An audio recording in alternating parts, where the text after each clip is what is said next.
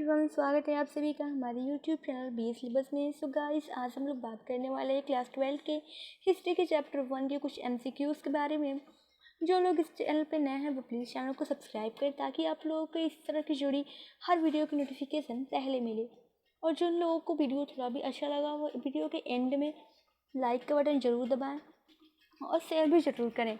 ठीक है, बिना देरी करते हुए वीडियो स्टार्ट करते हैं। फर्स्ट चैप्टर है और नाम है इसका ईंटें, मनके तथा अस्थियां, जो हड़प्पा सभ्यता से संबंधित है। ठीक है, इस चैप्टर से कुछ एमसीक्यूज़ डिस्कस होंगे ताकि आप लोगों को 12th का एग्ज़ाम जो है 2023 में जो एग्ज़ाम जो होने वाला है उससे जुड़ी कुछ एमसीक्यूज़ 50% आ रहे हैं। एमसीक्यूज़ से इस चैप्टर से बहुत ज़्यादा एमसीक्यूज़ बनते हैं। सो हड़प्पा सभ्यता is the most important civilisation और आप लोगों के चैप्टर में तो बहुत बड़ी भूमिका निभाता है ये हड़प्पा सभ्यता। ठीक है, बिना देरी करते हुए स्टार्ट करते हैं। पहले क्वेश्चन की तरफ बढ़ते हैं। पहला क्वेश्चन कहता है कि सिंधु सभ्यता का क्षेत्रफल किस आकार का था। तो सिंधु सभ्यता का जो क्षेत्रफल था वो त्रिभुज आकार का था।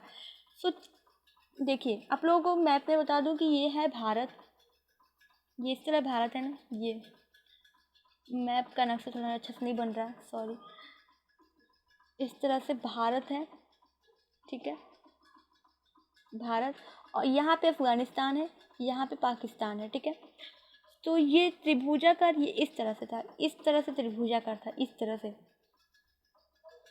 तो सिंधु सभ्यता जो था वो इस तरह से कुछ फैला हुआ था, जम्मू कश्मीर के इलाके से लेकर बिहार और इधर पाकिस्तान के कुछ क्षेत्र में भी विस्तृत था सिंधु सभ्यता।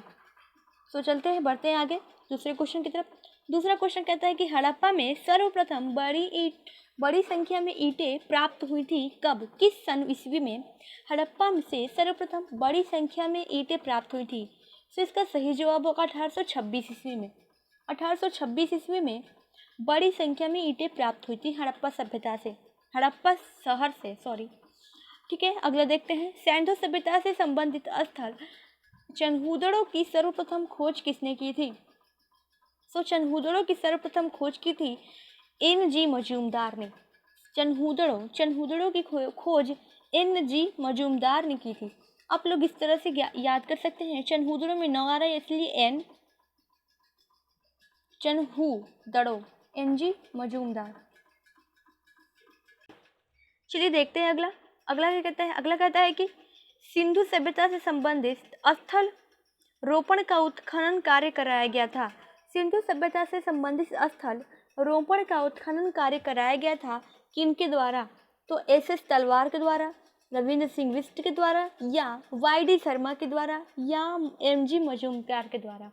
सो रोपण स्थल का जो उत्खनन कार्य ये कराया था YD शर्मा ने, YD शर्मा ने। तो YD शर्मा ने कराया था रोपण का उत्खनन कार्य। चलिए देखते हैं अगला। अश्व होने का साक्ष्य प्राप्त हुआ है। अश्व होने का साक्ष्य प्राप्त हुआ है कहाँ, किन राज्यों में, किन क्षेत्रों में हड़प्पा के किन क्षेत्रों में अश्व होने का साक्ष्य प्राप्त हुआ है। लोथल, हड़प्पा, बनावली, लोथल या सुरकोटदा, लोथल या बनावली, या रोपड़। जिसका सही जवाब होगा लोथल और सुरकोटदा से। अगला देखते हैं। सिंधु सभ्यता मेसोपोटामिया संस्कृति की देन थी, यह कथन किसका है। सिंधु सभ्यता मेसोपोटामिया संस्कृति की देन थी, यह कथन किसका है। तो यह कथन जो है वो है व्हीलर और गार्डन, यानी दोनों लोगों का कथन है ये सिंधु सभ्यता मेसोपोटामिया संस्कृति की देन थी। इन दोनों का कथन अपने उपयुक्त दोनों होगा। चलिए देखते हैं अगला। निम्नलिखित में वह कौन सा कथन है जहाँ से हल चलाने का साक्ष्य प्राप्त हुआ है। सो हल चलाने का साक्ष्य कहाँ प्राप्त हुआ है, तो कालीबंगा में। अच्छा, चावल का साक्ष्य कहाँ प्राप्त हुआ है। चावल का साक्ष्य किस हड़प्पा स्थल से प्राप्त हुआ है। आप लोग इसे कमेंट में जरूर बताएं, अगर आप लोगों को पता होगा तो जरूर बताएं। ठीक है, चलिए देखते हैं अगला। पंजाब में हड़प्पा के अतिरिक्त किस स्थान से सिंधु सभ्यता के प्राचीन अवशेष प्राप्त हुए हैं। तो पंजाब में हड़प्पा के अतिरिक्त किस स्थान से सैंधव सभ्यता के प्राचीन अवशेष प्राप्त हुए हैं? तो रहमान ढेरी, सरायखेला या जलीलपुर, यानी कि उपयुक्त सभी स्थलों से सैंधव सभ्यता के प्राचीन अवशेष प्राप्त हुए हैं। जो ये तीनों स्थल जो है ना, ये पंजाब में पड़ता है। सैंधव सभ्यता के उत्खनन में प्राप्त अनेक बांटों में सबसे छोटे बांट का वजन क्या था? तो सबसे छोटे बांट का वजन क्या था? छोटे बांट का वजन, चलिए देखते हैं अगला। 10 ग्राम, 12 ग्राम, 13 ग्राम या 13.64 ग्राम। तो 13.64 ग्राम था। चलिए देखते हैं अगला। सिंधु सभ्यता संबंधित कौन सा पुरास्थल गुजरात प्रदेश में स्थित है? गुजरात प्रदेश में स्थित है कौन सा पुरास्थल? तो भोगात्राण, हुलास या सरायखेला या संघोर। तो इसका सही जवाब होगा भोगात्राण। भोगात्राण जो था वो गुजरात प्रदेश में स्थित है। ठीक है, अच्छा अगला देखते हैं। गुजरात राज्य के कच्छ जिले में स्थित स्थल सूरकोटदा की सर्वप्रथम खोज किसने की थी? सूरकोटदा की सर्वप्रथम खोज जो है किसने की थी? गुजरात राज्य के कच्छ जिले में। तो ये खोज की थी जगपति जोशी ने। सुरकोटदा से क्या मिले हैं? तो सुरकोटदा से है जो अश्व के साक्ष्य मिले हैं। अश्व के साक्ष्य सुरकोटदा से मिले हैं। और मैं आप लोगों को बता दूं कि चावल के साक्ष्य आप लोग कमेंट जरूर कीजिएगा इसके बारे में। चावल के साक्ष्य किस राज्य से, किस क्षेत्र से प्राप्त हुए हैं, किस स्थल से? ठीक है, देखते हैं अगला। हाँ, चावल के साक्ष्य ये प्राप्त हुए हैं कोल्डिहावा से। चावल के साक्ष्य कोल्डिहावा से प्राप्त हुए हैं। कोल्डिहावा से चावल के साक्ष्य प्राप्त हुए हैं। देखते हैं अगला। मोहनजोदड़ो नगर बसा हुआ था कितने किलोमीटर के घेरे में? 20 किलोमीटर, 15 किलोमीटर, 10 किलोमीटर या 5 किलोमीटर। 20 किलोमीटर के घेरे में मोहनजोदड़ो नगर जो था वो बसा हुआ था। तो अगला देखते हैं। हड़प्पा लिपि की सर्वाधिक साम्य रखती है, हड़प्पा लिपि से सर्वाधिक साम्य रखती है कौन सी लिपि?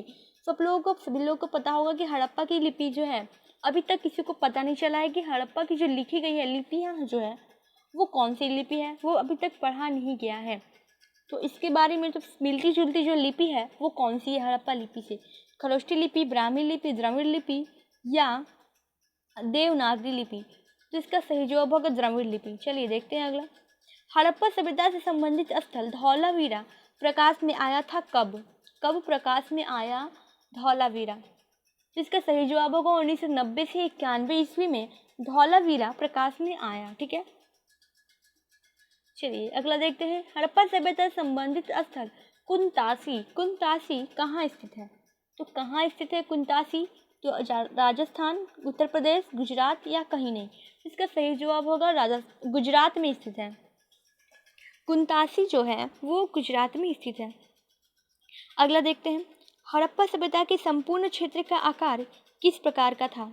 तो आप लोगों को पहले ही क्वेश्चन में डिस्कस हो गया है कि हड़प्पा सभ्यता के संपूर्ण क्षेत्र का आकार जो था वो त्रिभुज के आकार का था। देखते हैं अगला। हड़प्पा किस नदी पर अवस्थित है? हड़प्पा जो है वो किस नदी पर अवस्थित है? तो हड़प्पा जो अवस्थित है वो रावी नदी पर अवस्थित है। हड़प्पा रावी नदी पर अवस्थित है। भोगवा नदी पर कौन अवस्थित है? और सतलज नदी पर। आप लोग कमेंट करके जरूर बताएं। मैं ही आप लोगों को बता दूं, भोगवा नदी जो है, भोगवा नदी पर लोथल जो है वो भोगवा नदी पर अवस्थित है। और मोहनजोदड़ो जो है वो सिंधु नदी पर अवस्थित है। आप लोग बस सतलज नदी का बता दीजिए कि सतलज नदी पर हड़प्पा सभ्यता की कौन सा स्थल अवस्थित है? सतलज नदी पर। ठीक है, देखते हैं अगला। आप लोग इसे कमेंट में जरूर बताइए। और जितने भी क्वेश्चन मैं आप लोगों को बता रही हूँ, 2 या 3 अभी हुए हैं। कोल्डिहावा तो मैं बता ही चुकी हूँ। यही एक क्वेश्चन आप लोग कमेंट बताना है। जो सतलज पर जो है, सतलज नदी पर हड़प्पा सभ्यता की कौन सी स्थल अवस्थित है, ये जो डिस्कस होगा अगले वीडियो में कि सतलज नदी पर कौन सा स्थल अवस्थित है। चलिए देखते हैं अगला। हड़प्पा सभ्यता में अनेक नगरों का पता चला है। इनमें से कितने को नगर की संज्ञा दी गई है? तो सिर्फ 6 ही है जिन्हें नगर की संज्ञा दी गई है। कौन कौन से हैं आप लोग ढूंढ के जरूर बताइए। कमेंट करने से आप लोग को याद होता है। ठीक है, तो ये 6 नगर जो हैं वो आप लोगों को कहीं से भी ढूंढ के कमेंट करना है, ठीक है। देखते हैं अगला, चित्राक्षर लिपि किस काल की है?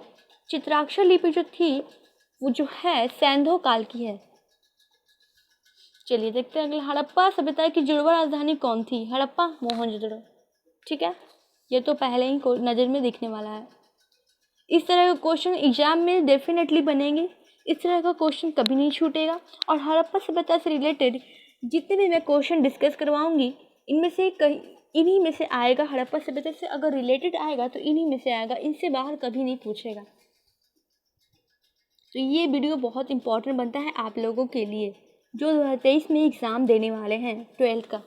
देखते हैं अगला, मोहनजोदड़ो की सबसे बड़ी इमारत निम्न में कौन थी? तो निम्न में मोहनजोदड़ो की सबसे बड़ी इमारत कौन थी? स्नानागार थी, बिल्कुल ही। अन्नागार, अन्नागार में क्या होता था? अन्नों का संग्रह किया जाता था ताकि संकट काल में, जैसे होता था ना आपातकाल में अन्न की भुखमरी के कारण अन्न की कमी से किसी की मौत ना हो, इसलिए अन्नागार, बहुत बड़े बड़े अन्नागार बनवाए जाते थे। और ख़ास करके जो दुर्ग होते थे उसमें तो अन्नागार तो डेफिनेटली बनवाए जाते थे क्योंकि वहीं पर स्टोर किया जाता था अन्न।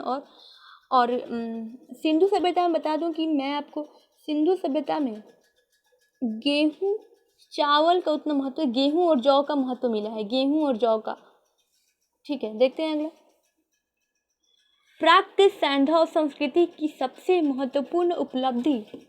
प्राक सैंधव संस्कृति की सबसे महत्वपूर्ण उपलब्धि एक जुते हुए खेत का साक्ष्य है। यह कहाँ से प्राप्त हुआ है? तो ये प्राप्त हुआ है कालीबंगन से। चलिए देखते हैं अगला, हड़प्पा कालीन बंदरगाह की प्राप्ति कहाँ से हुई है? हड़प्पा कालीन बंदरगाह की प्राप्ति कहाँ से हुई है? तो लोथल से हुई है, लोथल से हुई है हड़प्पा कालीन बंदरगाह की प्राप्ति।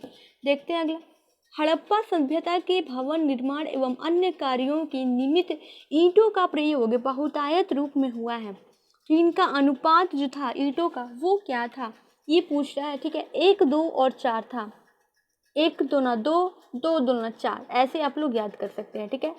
1 दूना 2, 2 दूना 4, ये बहुत ज़्यादा ही बिंदु हो गया।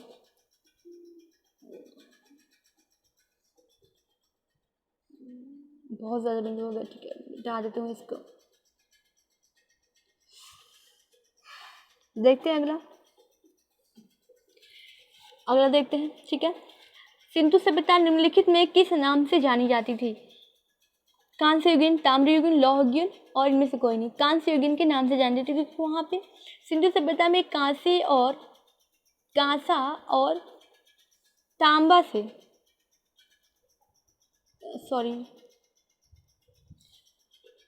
पीतल और तांबा से कांसा बनाया जाता था। पीतल और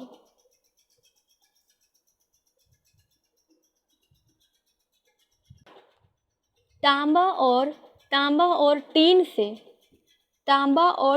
यानी कि डबल टी से कांसा बनाया जाता था, यानी कि डबल टी से कांसा बनाया जाता था। चलिए देखते हैं अगला, सैंधव निवासियों का प्रिय पशु निम्न में कौन था? सैंधव निवासियों का प्रिय पशु था, वो था सांड। देखते हैं अगला, हाँ वहाँ पे घोड़ा का साक्ष्य मिला है सुरकोटदा से, ऊँट का नहीं मिला है, और कुत्ता का भी मिला है। कुत्ता का बुर्ज होम में मिला है, बुर्ज होम से कुत्ते का साक्ष्य मिला है। इसका सही जवाब होगा सांड, ठीक है। देखते हैं अगला, हड़प्पा सभ्यता में किस स्थल से दुर्ग का साक्ष्य प्राप्त नहीं हुआ है वह नगर कौन सा है? तो वो नगर है चनहुदड़ो। देखते हैं अगला, नृवैज्ञानिकों के मत के अनुसार हड़प्पा सभ्यता के निर्माता कौन थे? तो हड़प्पा सभ्यता के निर्माता थे ऑस्ट्रोलाइड थे, या प्रोटो ऑस्ट्रोलाइड थे, या भूमध्य सागरीय, या मंगोल। तो इसका सही जवाब होगा प्रोटो ऑस्ट्रोलाइड। चलिए देखते हैं अगला, सैंधव संस्कृति के अंतर्गत अधिसंख्य मुहरें प्राप्त हुई हैं। निम्नांकित में से ये मुद्रा किस चीज से निर्मित है? तो ये जो निर्मित है वो है सेल खड़ी से निर्मित है, ठीक है। देखते हैं अगला, सैंधव स्थलों के उत्खनन के दौरान मोहनजोदड़ो से प्राप्त एक मुद्रा पर पुरुष की आकृति जो कि त्रिमुखी है उसकी पहचान सर जॉन मार्शल के द्वारा निम्नलिखित में किसने की है, किससे की है? सो वो जो है सर जॉन मॉर्सल ने जो पुरुष की प्रतिमा बनाई हुई है एक मुद्रा पर, उसकी जो तुलना जो वो शिव पाशुपति से की है। शिव का पशुपति एक रूप था और इसी से मिलता जुलता एक प्रमाण सर जॉन मॉर्सल ने दिखाया है जो कि मुद्रा पर छपी हुई है। ठीक है, देखते हैं अगला। सिंधु कालीन भवनों के निर्माण में प्रयोग किया जाता था किसका? कच्ची ईंटों का, पक्की ईंटों का, टाइल्सों का या उपयोग सभी का? तो पक्की ईंटों का प्रयोग किया जाता था सिंधु कालीन भवनों के निर्माण में। देखते हैं अगला। हड़प्पा काल के लोग उपासना करते थे। हड़प्पा काल के लोग उपासना करते थे किसकी? मातृ देवी की। चलिए, रखलदास बनर्जी को मोहनजोदड़ो के अवशेष कब मिले? इसका सही जवाब होगा 1922। सिंधु सभ्यता किसके समकालीन नहीं मानी जाती है? तो जो सिंधु सभ्यता थी वो किसके समकालीन नहीं मानी जाती है? तो वो चीन की सभ्यता के समकालीन नहीं मानी जाती है। देखते हैं अगला। सिंधु सभ्यता के निवासी किस देवी देवता की पूजा नहीं करते हैं? सो नहीं करते हैं विष्णु के नहीं करते हैं, या प्रकृति देवी, या पीपल का पेड़, या शिव के। यानी कि शिव की प्रतिमा का भी साक्ष्य मिला है, पीपल का पेड़ भी मिला है, प्रकृति की देवी की प्रतिमा का भी साक्ष्य मिला। तो यानी कि विष्णु की पूजा जो था वो सिंधु निवासी नहीं करते थे। सिंधु सभ्यता में हल का प्रमाण मिला है कहाँ से? किस स्थल से सिंधु सभ्यता में हल का प्रमाण मिला है? तो कालीबंगन से मिला है। देखते हैं अगला। हड़प्पा संस्कृति की जानकारी कब हुई? तो हड़प्पा संस्कृति की जानकारी हुई थी 1921 ईस्वी में। मोहनजोदड़ो की जानकारी किस पुरातत्वविद से मिली है? सो राखलदास बनर्जी से मिली है। सिंधु घाटी सभ्यता में समाज का स्वरूप कैसा था? मातृसत्तात्मक था। विशाल स्नानागार के अवशेष कहाँ से प्राप्त हुए हैं? तो विशाल स्नानागार के अवशेष जो प्राप्त हुए हैं वो मोहनजोदड़ो से प्राप्त हुए हैं। हड़प्पा किस नदी के किनारे स्थित है? सिंधु नदी के किनारे स्थित है। सॉरी रावी नदी के किनारे स्थित है। मेरा दिमाग इधर उधर को हो जाता है, नहीं, रावी नदी के किनारे स्थित है। चलिए देखते हैं अगला। सिंधु सभ्यता की सबसे विशिष्ट पुरावस्तु क्या है? तो सिंधु सभ्यता की विशिष्ट पुरावस्तु जो है वो है मुहर सिंधु सभ्यता की विशिष्ट पुरावस्तु है।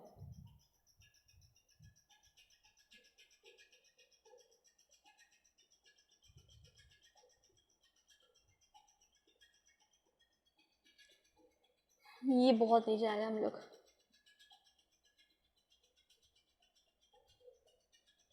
चलिए देखते हैं अगला। प्राचीन सिक्के निम्न में किस धातु के बने थे? तो इसका सही जवाब होगा तांबा, चांदी, सोना और सीसा। प्राचीन भारत के लोगों के भौतिक जीवन के बारे में जानकारी मिलती है उसे क्या कहते हैं? उसे कहते हैं पुरातत्व। चलिए देखते हैं अगला। पुरातात्विक स्रोत निम्न में कौन से प्रमुख हैं? पुरातात्विक स्रोत में निम्न में कौन सबसे प्रमुख है? तो अभिलेख प्रमुख है। आरंभिक अभिलेख किस भाषा में है? तो आरंभिक अभिलेख जो है वो प्राकृत भाषा में है। अशोक, क्या हो जा रहा है बार बार? अशोक के अभिलेख को सर्वप्रथम किसने पढ़ा था? तो जेम्स प्रिसेम्प ने अशोक के अभिलेख को पढ़ा था। कालीबंगा कहाँ स्थित है? तो कालीबंगा स्थित है राजस्थान में। और लोथल कहाँ स्थित है? लोथल स्थित है गुजरात में। अब बनवाली, लोथल गुजरात में स्थित है और बनवाली स्थित है हरियाणा में। बनवाली पंजाब से कुछ याद नहीं आ रहा। पंजाब में स्थित है। आप लोग इसे कमेंट करके जरूर बताइएगा। पंजाब में कहीं से भी ढूंढ के बताइए, लेकिन कमेंट जरूर कीजिए। पंजाब में कौन सा सिंधु सभ्यता और कौन कौन से स्थल पंजाब में स्थित है, आप लोग ढूंढ के बताइए, ठीक है। देखते हैं अगला। ये बहुत ज़्यादा डिस्टर्ब कर रहा है।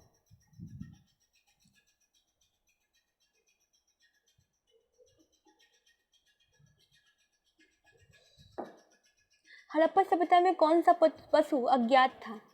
तो ये घोड़ा अज्ञात था।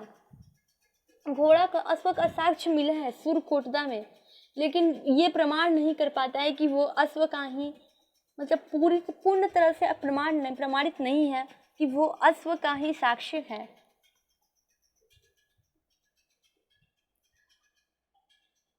चलिए देखते हैं अगला। पानी के जहाज और बुना कपड़ा का साक्ष्य किस जगह पाए गए हैं? पानी के जहाज और बुना कपड़ा का साक्ष्य किस जगह में पाए गए हैं? किस जगह में पाए गए मुहर से प्राप्त हुआ है? सो मोहनजोदड़ो से प्राप्त हुआ है। ठीक है, देखते हैं अगला। भोगवा नदी के किनारे निम्नलिखित में कौन सा स्थल स्थित है? तो लोथल स्थित है। सो गाइज एंड होता है यहीं पे और मिलते हैं नेक्स्ट वीडियो में। हाँ, मैं आप लोग बता दूं कि जितने भी क्वेश्चन मैंने दिए हैं आप लोगों को, आप लोग उसे कमेंट में जरूर बताइए। इस तरह क्या होता है कि आप लोगों का माइंड सेट होता है और क्वेश्चन जो है वो लंबे टाइम तक याद रहते हैं, ताकि आप लोग एग्ज़ाम में फटक से का आ जाता है। और एग्ज़ाम आप लोगों को होने वाले 2023 में 12th का बिहार बोर्ड का एग्ज़ाम है। ठीक है, तो इस तरह के वीडियो देखने के लिए आप लोग चैनल को सब्सक्राइब जरूर करें और बेल आइकन को जरूर प्रेस करें, ताकि आप लोगों को इस तरह की सभी वीडियो जो आने वाली हैं उसकी नोटिफिकेशन आप लोगों को पहले मिलते हैं नेक्स्ट वीडियो में। तब तक के लिए टेक केयर, बाय बाय। आप लोग वीडियो को जरूर लाइक करना मत भूलिएगा और शेयर भी बिल्कुल करिएगा। ठीक है, थैंक्स टू ऑल चिल्ड्रन।